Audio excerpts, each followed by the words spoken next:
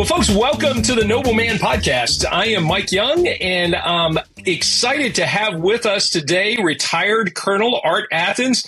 He's a retired colonel from the Marine Corps. He's always a Marine. I have learned that over the years that no one ever escapes being a Marine. He's always a Marine. And so we're just so thankful to have him with us on a podcast because he's going to be a guest with us at an upcoming men's conference in Fredericksburg. So, Colonel Athens, welcome to the Noble Man Podcast. Thank you very much, Mike. It's an honor. So much fun. Well, I'm gonna share a story. This was not in our notes, but I got to know you because one of my sons was a student at Virginia Tech. He was in the Corps of Cadets, and you were there to speak to a leadership workshop one day. And Zach called me. He said, Dad, you got to listen to this guy, Art Athens. Colonel Athens came and spoke to us today about leadership, and you got to get him to come and speak at conferences. And so I looked you up, and man, so thankful for the way that even my son sitting in that chair among other future officers and seamen and Marines and airmen could hear your Christian testimony woven into your stories of leadership. So thank you for being that type of example for our young officers across the disciplines. It's been fun to get to know you as someone who lives that way. Well, I remember you telling me that story, Mike, and I was very grateful for your son paying attention that particular day. And I do remember very distinctly talking there at Virginia Tech. So again, I'm glad to be part of your ministry and what you do because it's very impactful. Well, and I appreciate that. Now, you just retired a few years ago, a few now with COVID. It's probably about 6 years ago that you retired, 5 or 6. Is that correct? So my Marine Corps service ended in 2008. My Naval Academy as a civilian experience ended in December of 2018 when I turned the reins over at the Stockdale Center for Ethical Leadership, where I was serving, and since that time I've been in an independent role. So it's been a couple of years now. It goes very quickly, as you know. Oh, it really does. Now, tell me what are you doing in this? You're in kind of a private consulting role, leading, speaking, teaching leadership, teaching ethics. What does that look like in your life right now, post Naval Academy and post Marine Corps? Well, Mike, it looks like going to the airport a lot and waiting to see if my flight is on time or has been canceled. But I mainly speak. I kind of think of it as bullseyes. In the centerpiece is still Department of Defense activities, still doing some things, particularly with the Navy and the Marine Corps. And then out from that is the federal government. So various elements. I'll be going, interestingly enough, next month speaking to the IRS and some of their leaders. I figured that was a good time to do it right before taxes were due. But that's an example. And then out from there, I do quite a bit in the educational realm, principals and superintendents of schools. I do law enforcement, and I do very few corporate type things, but every once in a while, if I feel the mission is deep enough and important enough, I'll kind of go into that area as well. And in between that is when I get the opportunity to do some men's conference, to do some preaching. And then the other part of my life is kind of in the coaching and mentoring piece. But that really is all pro bono. That's just part of my service is kind of working with men who are in leadership positions, and it's varied, but trying to help them figure out the broader picture of not just their business or organization, but also what does their spiritual life look like as well. So that's what I've been doing since January of 2019. Wow. Well, that's a lot of balls to keep in the air and figured out. In addition to, now you've got a large family, so you and your wife have a number of kids. Why don't you tell, just so that our listeners know that story a little bit and where you guys Sure. are with family? So we have 10 children, and we have 19 grandchildren at this point, with the 20th about to be born. And that's the other major mission in my life right now is spending time with those family members and investing in them as well. I take Misty, my wife, with me as as much as I can. Typically, if it's a one night, speak in the morning and fly back, I'll have her just stay at home. But if it's more than that, we try to go together. We've been married 45 years now, and I enjoy the time with her immensely. So it's been great to have that part as well. But yeah, we have a large family, and they're spread around the country from Colorado to Minnesota to Texas, Connecticut, Michigan, South Carolina, Georgia. So we got them in quite a few places. That's awesome. Well, plenty of places to go and visit, and you're learning how to grandfather from a distance, which is probably challenging at times. It is. We do a lot over FaceTime, but we also make the effort to try to see each family 2 times at least in their home, see how things are going there. And then we have a family reunion once a year. This past year was the first time everybody got to be there. We have some military, law enforcement, and others, and sometimes they haven't been able to come. But last year we had 38, including my wife's mom, who's going to be 93 here next month. So it was a great gathering. So we do that once a year. My oldest son is the social director of the family, and he figures out where and what the weekend's going to look like. But it's exhausting to me, but it's a lot of fun. It's just hard there's just so many people there and trying to catch up. That's why we make the effort to go out and see them where they are when we're able. That's awesome.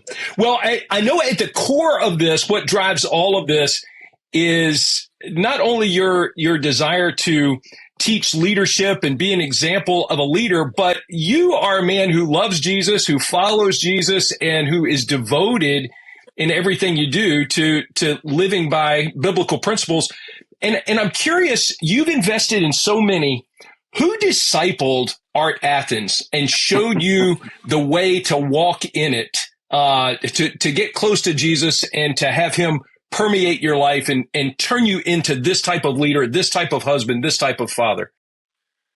Well, I'm grateful to the Lord for putting a lot of great men in my life over the years who have been part of that process. Just very quickly, I grew up on Long Island outside of New York City. I attended a beautiful 17th century constructed Presbyterian church. My parents were not Christians, but they were churchgoers, and they were insistent that the children went to church. At the age of 13 is when I went to communicants class, which would allow you to actually take communion in the church.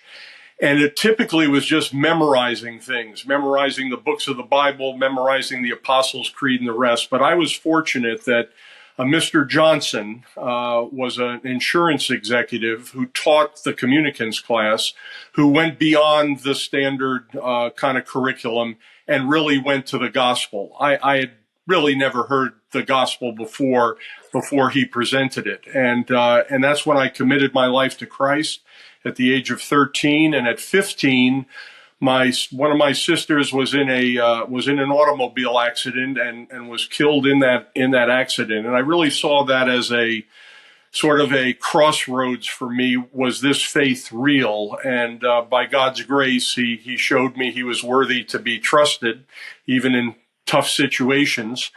And right after that, I got selected to be a deacon in this Presbyterian church. Really had no mentors. My dad was a great mentor, but not necessarily in the biblical sense.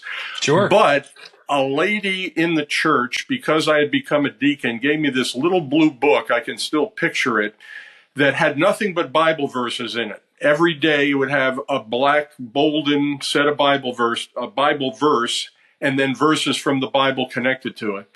I had not really read the Bible in detail. I read that all the time, every day, and that began to help me to be ingrained in the Word. And then when I went to the Naval Academy, that's probably where the real mentoring part started to occur through the Fellowship of Christian Athletes that I was a part of there. Some of the men that were more senior to me, and then the senior chaplain there at the academy, Chaplain Bob Bedingfield, became probably the first person that had really invested in me one-on-one. And he continued to do that. I just caught up with him literally a couple of months ago just to thank him again for what he had done. Wow. And then going forward from that into the Marine Corps, that just became a set of men that just kept showing up in my life and investing in me again to keep my walk going strong. And I could name a number of them that did that, both those in uniform and those out of the uniform, some in ministry, some not in vocational ministry. But there were just a lot of men along the way that cared about me and taught me some important things. So, some people I had to go to when things were tough or I had questions. So again, I'm very, very, very, very thankful for those men, every single one of them. I love this story. I mean, even the lady at your church who gave you the book probably had no idea of the impact that was going to have. I mean, maybe she prayed over that and hoped, but here you are mentioning something that happened 40 years ago, 50 years. Yeah. And so that just reminds me that we can never discount a small act of investment in another person's life. We just never know what that's going to turn into. And then I think you said Bob Betterfield. Bob Bedingfield. Yeah. Bob Bedingfield and the long investment that he made in you, because he noticed you, it sounds like. And it sounds like I hear Paul speaking to Timothy in this, looking for the faithful men who will teach others also. So he invested in you, and that investment has been multiplied many times over. Talk about how you have taken what you learned from those chaplains, those ministry leaders, and you have poured your life into the lives of others, including your own family. But how has the ministry of discipleship and the gospel been multiplied through you as you've invested in others? It's one of my favorite things in the world to do, is to be involved in a man's life and my daughter's lives. I don't want to leave them out, or my daughters-in-law. But particularly for men that are not part of my family, of seeing how I can assist them along the way. And I think what I learned from others was you got to listen very, very well. You've got to ask good questions. You need to be willing to think about, well, what resources would be helpful for this person, either in the Bible or other Christian books that might be of assistance. And then are there people that we could connect them with that would also help them on their walk? Those four things were always very, very important to me. But the other thing that I've learned, and I learned this from the first pastor of the first church that Misty and I went when we were first married, when I came into the Marine Corps in Yuma, Arizona, of all places. And Dick Osnes was his name, or is his name. He's still alive and just incredible in his 90s. But he showed me, if you want to invest in men, you got to go where the man is. And he was just excellent at that. He introduced me to someone who was a truck driver in Yuma. And Pastor Osnes said, you know, if you're gonna be involved in this guy's life, you need to set something up where you drive around with him for the day and see what he does. And I did that. And then he talked to me about farmers that were in Yuma. You know, if you're interested in the farmers, set something up, go out and be on the farm with them. These folks that are in a store, stack the shelves with them. I just have seen that principle over and over again. And I just recently read it. I don't know who it's attributed to, but said, you know, if you want to be a good shepherd, you got to smell like the sheep. And the only way you're going to smell like the sheep is to be with the sheep, and not in your setting, but in their setting. And I really have felt that lesson that was taught so many years ago has been one of the most effective pieces of how to be involved with men and in their lives. Yeah, that makes me think about, I think it's Acts 4:13, where Peter and John were at the colonnade, and the crippled man was there, and they healed him. And the officials said, now when they saw the boldness of Peter and John and perceived that they were uneducated common men, they were astonished, and they recognized that they had been with Jesus. And so, what a great line. Yeah. And so we can go and be with other men. And in doing that, if we're living well and loving them and being Christ's man in that spot, then they can, by extensions, be with Jesus because we're present with them. And so that's a big, big deal. I love that. So, well, let me jump to another question. So I've got two sons in the military. Now they're Army guys. One's an infantry officer. One's a Chinook pilot. But one of my questions that has hit me a couple of times when my oldest son was talking about going into the military, he went to West Point. I had some guys who said, "Hey, Mike, why would you affirm your son to go into the military? It's such a dark place spiritually." And man, our experience has been anything but that. There are certainly dark places, but both my sons have been around some good and godly leaders and some good chaplains. And they've had an opportunity to be ministered to and to minister to others. So speak to the father who might be listening to this, or the young man who's considering the military and questioning, is this a place for a man of God, a Christ follower, to be present? What's your thought about that as I toss that out there? Sure, Mike. Well, I was confronted with this early, before I even had a military career.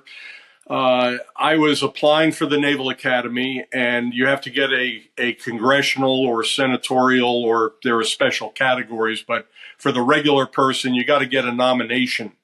And that's part of the process. And I grew up in New York, and one of the two senators was Senator Jacob Javits, who was kind of well known back in that time. And I had an interview directly with him. He was Jewish. My resume at that point clearly saw that there was some Christian connections. So he asked me the direct question in the interview, a question I had not thought about at all. He said, "You're on the bridge of a destroyer.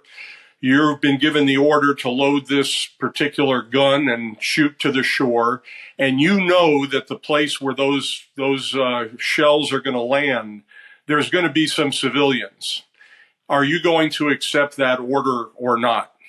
And I said, "Senator, I have to admit, I have never thought about that question, and I'm going to think about it deeply." I got a nomination from him, so he must have appreciated my honesty, but I was caught flat-footed.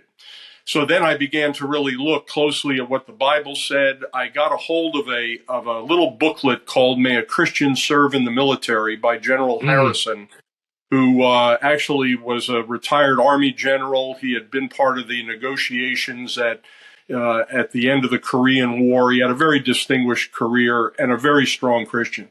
And in that booklet, he pointed to a lot of areas. I remember the one that struck me the most was the trail of the centurions in the New Testament, and how Jesus interacted with them, how the Bible kind of portrays them. And I thought, the Roman Empire was much rougher than what we have today. And right. there were godly centurions that were serving, and there must be a way to do this. So that kind of was my convincing that this was an honorable profession. And the other thing was being this instrument of justice for beyond. Just like I have two sons in law enforcement, they're the instruments of justice locally, and the military is the instrument of justice in a broader sense. And I really feel, though, that Christians really have to sense that they're called to be in the military. I don't think this is just a job to take on. I think it's a calling both to serve very well professionally, but also have clearly see it's a missionary field, that both those things have to be operating. I've been concerned a couple of times in the military where there's someone who certainly looks like a strong Christian, but they see themselves, their main role is to evangelize, when their real role is to be excellent in their profession. And the evangelization piece can come with that, but it's not the primary. You have to be called in to actually serve in the military in that capacity. But I hope Christians are going in all the dark places, if that's the way people want to describe it, because that's where we're supposed to be. Light, light, salt, and a city set on a hill, as Jesus said in Matthew 5. So I think the military is just another one of those areas where God's people need to be there. Well, and you mentioned you have two sons in law enforcement, and that's another area where, man, it's tough. You see the underbelly of society, and so it's challenging. I think it you know grabs at your emotions, the stuff that you see, the stuff that you deal with. But there's also an opportunity to be God's servant in the midst of chaos and crisis, and so. I think probably the things that you've said about the military would apply to law enforcement as well. Is that true? Absolutely. As a matter of fact, one of my sons was told by one of his mentors, he said, "You're about to go into a profession where you're going to be the light that pushes back the darkness." And I think that's a very accurate description of it. At the same time, both of the sons who are in law enforcement have no inkling of saying there is no sin in the world and that people are basically good. They've learned there's plenty of sin out there. And so we have law enforcement, we have military, we have medical, we have business, we have homemakers, we have quite a wide spectrum. And, my prayer has always been that they all serve in some way. And you don't have to serve in uniform. There's tons of ways to do that. And I think they've all found that, and we're very grateful for that. Well, Art, one of the things that about our ministry, Noble Warriors, our mission statement says we serve churches as they equip men to walk with Christ and lead well. And so our entire focus is to work through the local church to see the church, the bride of Christ, disciple men well. I think so many ministries, parachurch ministries, will go around the church to get to the guy, but I really believe that the work should be through the local church. And so you've probably been through chapels on base, and you've seen chaplains do various ministry, but you've also seen some secular church environments. What have you seen, in addition to what you've said about discipleship, what have you seen churches do well in terms of gathering and investing in men and stirring them up and truly discipling them, not just preaching at them, but discipling them to walk along with Christ and to learn to lead their families and lead their lives, lead the church well? Well, I think one of the things I've seen is that it takes a couple of different avenues of approach to really make it work. I think some churches, I was just talking to the pastor at the church we're at, and he was saying, hey, we have this men's ministry, but we mainly just have social events. They like having barbecue, they like doing these, but there's nothing that's going deeper. So I do think the social piece is a part of it. Men, like to do some fun things, go to ball games together and the rest, but it can't stop there. And then to me, the next segment is bringing men together where there's a spiritual focus, whether it's a men's breakfast, men's retreat, whatever that might be. But it still comes back down to that one-on-one, the ability of a man who's further along reaching back down the ladder to bring the next person up, and at the same time having someone above them on the ladder that is reaching back to that person as well. And then it goes right back to what I had said about this pastor that we learned for. If you really want to be involved in a man's life, you got to go where they are. You've got to understand where they're coming from. I mentor and coach, and I don't know how you want to describe it, but a couple of collegiate athletic coaches. And, you can't do that from a distance. You've got to end up in their office, on the practice field. I can't do that all the time because they're in diverse geographic areas, but you better do it sometime because that's the thing where the connections are really, really made. And I think the other thing is pastors of local churches, and I think Dick Osnes back in Yuma did this so well. He looked at who he had, he looked at where the gifting was, and he deployed those people with those giftings in a marvelous way. Probably one of the most effective pastors who could recognize gifting and then use those gifts for the good of the church as a whole. I think some people are just, they're naturally gifted at discipling and doing that one-on-one better than others. Well, they should be very active in that. There's others that are better at teaching, serving, all the gifts that are mentioned in the scriptures in Corinthians and Ephesians. We need to deploy those gifts gifts well, but I think it takes a multi-pronged approach to make men's ministry work. I don't think you can just count on one thing. Yeah, absolutely. And it strikes me that we've got to sometimes watch for the guys on the periphery too, because I think sometimes the guy who's in the middle of things may not be the guy you're looking for. It may be the guy who's on the sidelines, who has really an undeveloped talent to share. And Correct. boy, to be capable of noticing that guy and calling him into service could be transformational in his life. And so I appreciate that. Well, let me pivot just a little bit. So your final assignment at the Naval Academy was you were the director of the Stockdale Center for Ethical Leadership at the Naval Academy. And so, how do you, and I may ask you a question here that you can't answer, I don't know, but how do you teach ethics there and do it as a Christ follower, but live within the guidelines that you have to live within? And it sounds like that could be a tightrope at times, but knowing how you're wired and what your focus is, it was probably a wonderful experience as well. So how did you balance all of that?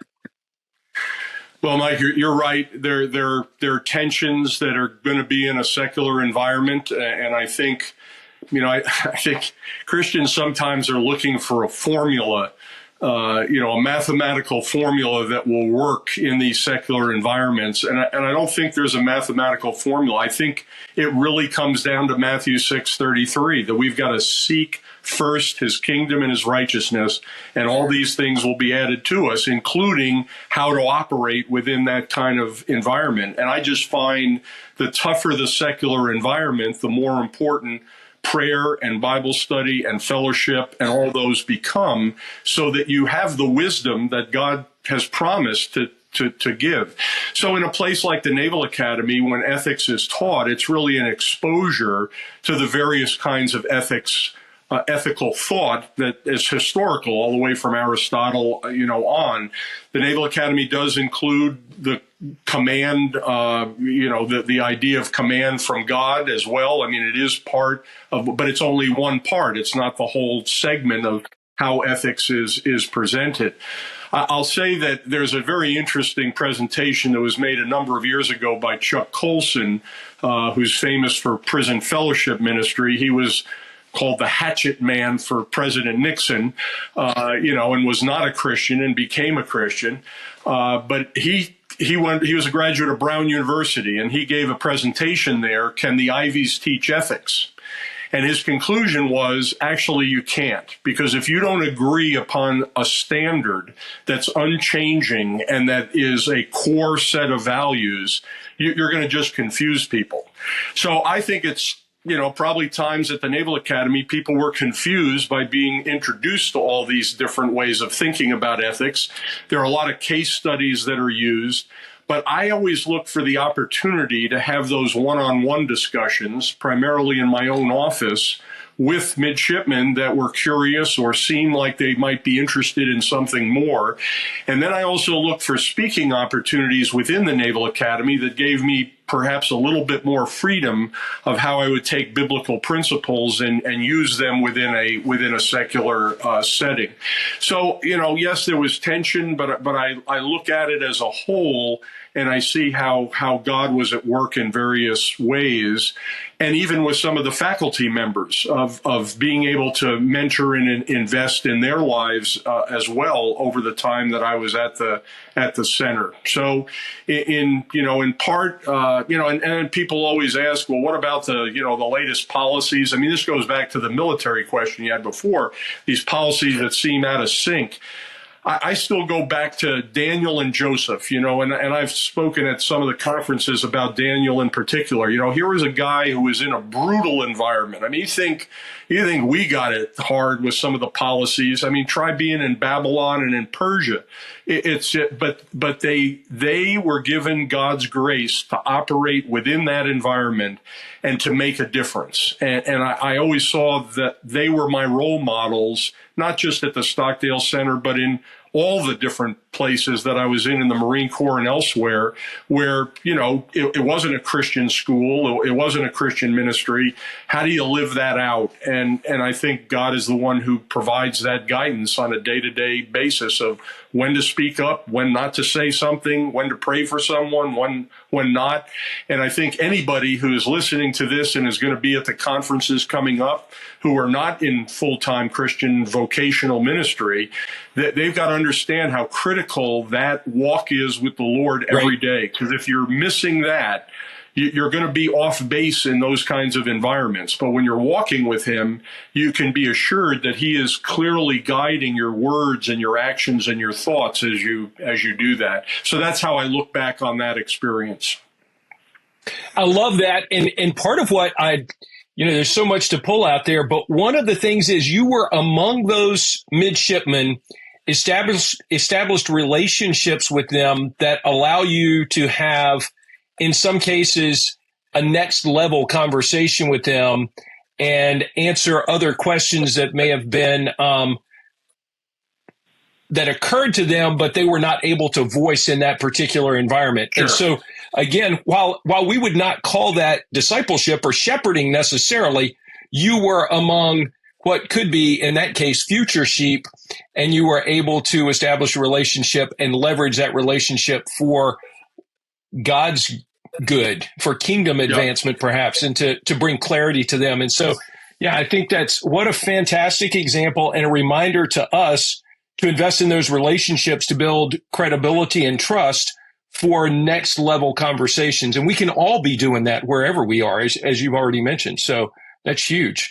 Yeah. So let me just ask you one final thing. The host church for this event is very near Quantico Marine Corps Base. As a matter of fact, when I actually started out my career as a teacher up in that area, and I lived on a farm that overlooked the road that wiggled back into the gate at Quantico. So familiar territory for me. Encourage the Marines who might be listening to this, or former Marines who've been through Quantico, or maybe were at Paris Island and they stood on those yellow footprints and they got indoctrinated or inducted into the Marine Corps. Speak to those guys and invite them to come and be part of something next Saturday. You bet. Well, Mike, my experience in going to the conferences that you sponsor is that there is solid teaching that goes on. There is inspirational music, and there are relationships that are built. And those relationships, the older I get, the more I realize that's what it's really about. I mean, God puts us in certain positions, certain job areas, et cetera. And that's just the vehicle to establish relationships. I was speaking to a CEO of a large company and saying just that. The vehicle you have right now is this company. But it's the relationships that are gonna last for all of eternity, and that's what's really important. So this relationship building, at every conference I've been a part of, I've met somebody who was not a Marine, who had a different background, who had a different professional path that I found fascinating and I learned from, and in some cases have continued the conversation with them. So us Marines, we can get very insular, and it's good to break out of that sometimes, and this is a wonderful opportunity to do that, to meet a wide variety of people, to be inspired, to be taught, and most importantly is to meet some other people that you never know what that impact's going to be on your life or the life of the person that you're interacting with. I did a men's conference at a place not so long ago, and as I was walking in as one of the keynote speakers, there's a man who grabbed me and said, "All I want to do is I just want to pray for you before you go in there." And I was so taken by that. Again, it was people to people, and that's what these conferences provide more than anything else. I mean, I'm going to be a keynote speaker, but I'm not the main thing. The main thing are those that are going to be attending, and you just never know what those connections mean for the long run. So I know Marines, there's going to be Marines there. So if you want to find more Marines, you can do that as well. But I think the breadth of meeting others is one of the great advantages to come to this particular conference. And I'm honored and excited about the opportunity to share some thoughts as well about some things I've learned in my life that may be of benefit to the men there. Well, I love it. We are certainly looking forward to having you with us and praying for your good health and safety as you travel in the interim, and for God to stir your spirit and prepare you to speak into the hearts and lives of the men who will join us there in Fredericksburg. So, Colonel Athens, thank you so much for your time. Any final words to guys here as a final parting comment? Well, Mike, I guess repetition is always important, right? That people don't need to be instructed as much as they need to be reminded. And I'm just reminded more and more every day of my life how critical prayer is for ourselves, but more importantly for others, how important reading the Bible is every single day, how important it is to be connected to a good church, to be in fellowship with others, to be encouraging and be encouraged. It's always about the basics. I mean, that's what Marines are about. We do the fundamentals extremely well, and that's how the Christian life is lived. So that would be my final parting shot, Mike. And again, it was a pleasure to be with you. Indeed. I love that. Do the fundamentals really well. Read your Bible, get connected with a Bible-believing church, pray, be a man of God wherever you are. That's awesome. Well, thank you, Colonel Athens. We'll look forward to seeing you again in just a few days, actually. And I am so thankful for your time here today. God bless you, sir. Well, folks, thank you for joining us for the Noble Man Podcast. We were excited to have retired Colonel Art Athens with us. He's going to be one of our speakers at our Fredericksburg Noble Warriors Men's Conference. And we will look forward to bringing you another keynote interview from one of our other conferences in just a week. So God bless you, men. Thanks so much for joining us.